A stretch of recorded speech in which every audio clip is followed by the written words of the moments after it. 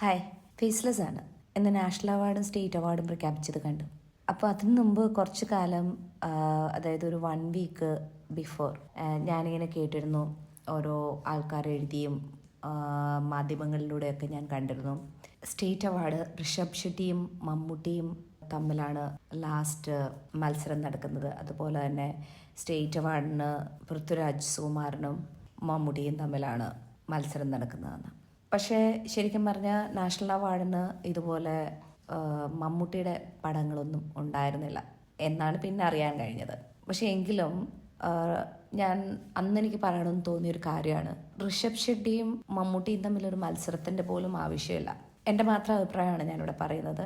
അതായത് അവർ തമ്മിലൊരു മത്സരത്തിൻ്റെ ആവശ്യമില്ലെന്ന് പറയാൻ കാരണം, മമ്മൂട്ടി നൻപകൽ നേരത്തും മയക്കം എന്നുള്ള പടത്തിന് വേണ്ടിയായിരുന്നു ഋഷഭ് ഷെട്ടിയോട് മത്സരിച്ചിരുന്നത് എന്നാണ് എനിക്കറിയാൻ കഴിഞ്ഞത്. ശരിക്കും അങ്ങനെ ഉണ്ടായിട്ടില്ല എന്നാണ് പറയുന്നത്.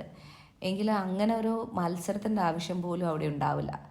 ഋഷഭ് ഷെട്ടിയുടെ മൂവി അല്ലെങ്കിൽ ആക്ടിങ് പെർഫോമൻസിനെ കാണാൻ പറ്റില്ല. കാരണം ആദ്യം തൊട്ട് അവസാനം വരെ അലർച്ച കുറച്ച് കാണിക്കുന്നു എന്നുള്ളതിനപ്പുറത്തേക്ക്, അല്ലെങ്കിൽ ക്ലൈമാക്സിൽ വരുമ്പോൾ ഒരു അസാധ്യ പെർഫോമൻസ് നടത്തുന്നു എന്നുള്ളതിനപ്പുറത്തേക്ക് ആ ക്യാരക്ടറിനെ ജസ്റ്റിഫൈ ചെയ്യാനുള്ളതൊന്നും ഋഷഭ് ഷെട്ടിയുടെ ഭാഗത്തു നിന്ന് ഉണ്ടായിട്ടില്ല എന്നുള്ളതാണ് സത്യം. ഇത് ഋഷഭ് ഷെട്ടിയുടെ പെർഫോമൻസിനെ കുറച്ച് പറയുകയല്ല ഞാൻ ചെയ്യുന്നത്, അവിടെ ഒരു ക്യാരക്ടറായിട്ട് മാറുകയല്ല ചെയ്തിരുന്നു. ഒരു പെർഫോമൻസ്, ഋഷഭ് ഷെട്ടി എന്ന നടൻ ഒരു പെർഫോമൻസ് ആ സിനിമയുടെ ക്ലൈമാക്സിൽ കാഴ്ചവെക്കുകയാണ് ഉണ്ടായത്. അങ്ങനെ വേണം കറക്റ്റായിട്ട് അതിനെ പറയാൻ. പക്ഷേ മമ്മൂട്ടിയുടെ നൻപകൽ നേരത്ത് മയക്കമെന്നുള്ള മൂവി എടുത്തു കഴിഞ്ഞാൽ അതിൽ വരുന്നത് ശരിക്കും ആ ഒരു ക്യാരക്ടറായി മാറുന്ന അദ്ദേഹത്തെയാണ് നമുക്ക് കാണാൻ പറ്റുന്നത്. ഞാൻ മമ്മൂട്ടി ഫാൻ ആയതുകൊണ്ടോ അല്ലെങ്കിൽ മലയാളി ആയതുകൊണ്ടോ ഒന്നും അല്ലത് പറയുന്നത്.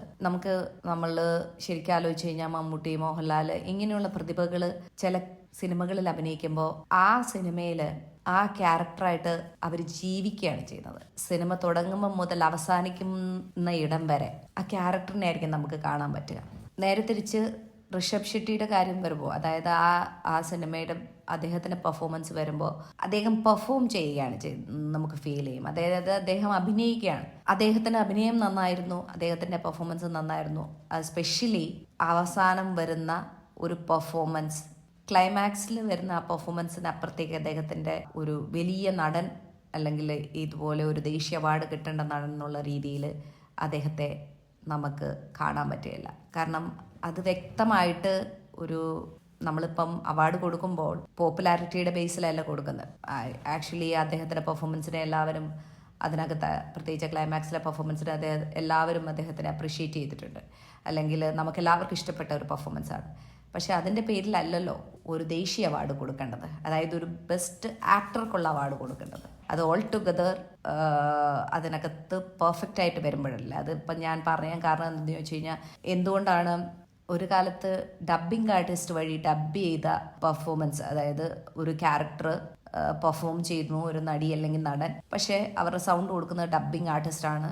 അങ്ങനെയുള്ള സിറ്റുവേഷനിലും അവർക്ക് ബെസ്റ്റ് ആക്ടർ എന്നുള്ള അവാർഡ് കൊടുത്തിരുന്നു. പക്ഷെ ഇപ്പോൾ അത് മാറ്റി വെച്ചിരിക്കുകയാണ്. കാരണം ആ നടി അല്ലെങ്കിൽ നടൻ അതിനകത്ത് പെർഫോം ചെയ്യുമ്പോൾ അവരുടെ സൗണ്ടും ഉൾപ്പെടെ, അതായത് അവരുടെ വോയിസും ഉൾപ്പെടെ കൊടുത്താൽ മാത്രമേ അവർക്ക് ആ അവാർഡിന് അർഹരാകുള്ളൂ. അതുകൊണ്ട് തന്നെ അവരുടെ പെർഫോമൻസ് അവരെ ഫുള്ളി ആ ക്യാരക്ടറായി മാറുന്നു എന്നുള്ളതാണ് ഇതിനകത്ത് ഇമ്പോർട്ടൻ്റ് ആയിട്ടുള്ള കാര്യം. അവിടെ മമ്മൂട്ടി എന്നുള്ള ആളായിരുന്നു ഫുള്ളി ആ സിനിമയിൽ ക്യാരക്ടറായി മാറി. നമ്മളെ ഒരിക്കലും മമ്മൂട്ടീനെ അവിടെ നമ്മൾ കാണുന്നില്ല, ആ ക്യാരക്ടറിനെ ആയിരുന്നു നമ്മൾ കണ്ടുകൊണ്ടിരുന്നത്. അപ്പോൾ ഞാൻ ഇത് പറയാൻ കാരണം, ഇവിടെ അങ്ങനെ ഒരു മത്സരം നടന്നിട്ടില്ല എന്നാണ് ഞാൻ അറിഞ്ഞത്.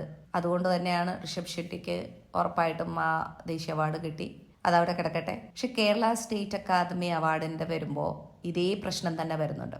അതവിടെ പൃഥ്വിരാജ് സുകുമാരനാണ് ബെസ്റ്റ് ആക്ടർ അവാർഡ് കിട്ടിയത്. അദ്ദേഹം നന്നായിട്ട് ആടുജീവിതം പെർഫോം ചെയ്തിട്ടുണ്ട്, ആടുജീവിതത്തിൽ.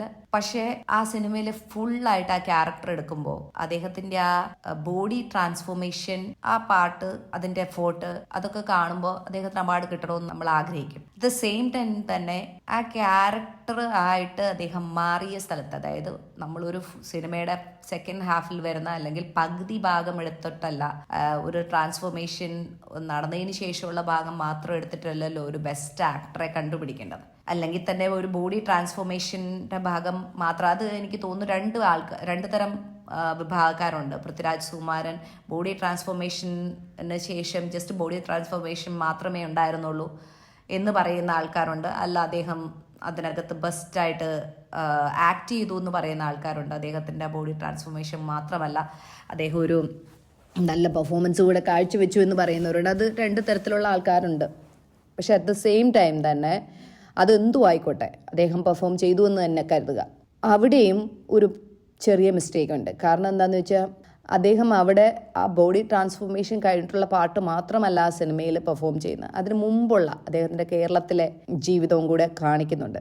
അതിൽ ബോഡി ട്രാൻസ്ഫോർമേഷൻ ഒന്നും വന്നിട്ടില്ല. അപ്പം ആ സമയത്ത് നമുക്ക് പക്കാ കാണാൻ പറ്റും. അതെനിക്ക് തോന്നുന്നു ഓൾമോസ്റ്റ് എവ്രി വൺ ശ്രദ്ധിച്ച ഒരു കാര്യമാണ്. അവിടെ പൃഥ്വിരാജ് സുകുമാരൻ എന്ന് പറയുന്ന ഒരു നടൻ അഭിനയിച്ചിരിക്കുകയാണ്.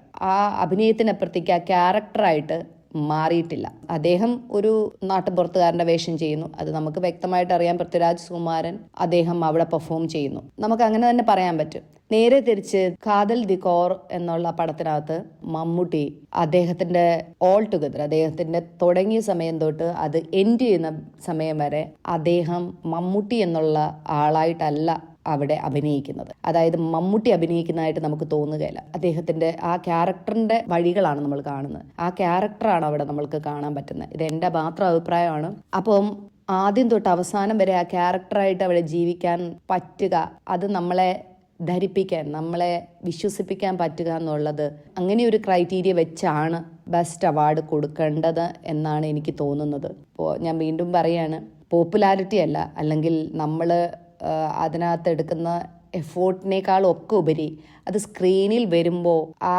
ക്യാരക്ടറിനെയാണോ നമ്മൾ കാണുന്നതെന്നുള്ളതാണ് ഇമ്പോർട്ടൻ്റ് എന്നാണ് എനിക്ക് തോന്നുന്നത്. അങ്ങനെയാണെങ്കിൽ കേരള സ്റ്റേറ്റ് അവാർഡിന് എന്തുകൊണ്ടും അർഹൻ മമ്മൂട്ടി തന്നെ ആയിരുന്നു. പക്ഷേ ഇപ്പം പൃഥ്വിരാജ് സുകുമാരന് കിട്ടിയതിൻ്റെ പേരിൽ തെറ്റൊന്നുമില്ല. എപ്പോഴും മമ്മൂട്ടിക്കും മോഹൻലാലിനും ഒന്നും ഈ ഫുൾ ടൈം അവാർഡ് കൊടുക്കാൻ പറ്റില്ല എന്നാണ് എനിക്ക് തോന്നുന്നത്. കാരണം അങ്ങനെ കൊടുക്കാനാണെങ്കിൽ അവർ മിക്കപ്പോഴും അവരുടെ സിനിമകൾ ഇങ്ങനെ വന്നുകൊണ്ടേയിരിക്കും, അവരിതുപോലെ പെർഫോം ചെയ്തുകൊണ്ടേയിരിക്കും. ബാക്കിയുള്ളവരും ഒക്കെ അവാർഡിന് അർഹരാകണമല്ലോ. അതിൻ്റെ ഭാഗമായിട്ട് പൃഥ്വിരാജ് സുകുമാരൻ ഈ അവാർഡ് മേടിക്കട്ടെ. നന്ദി.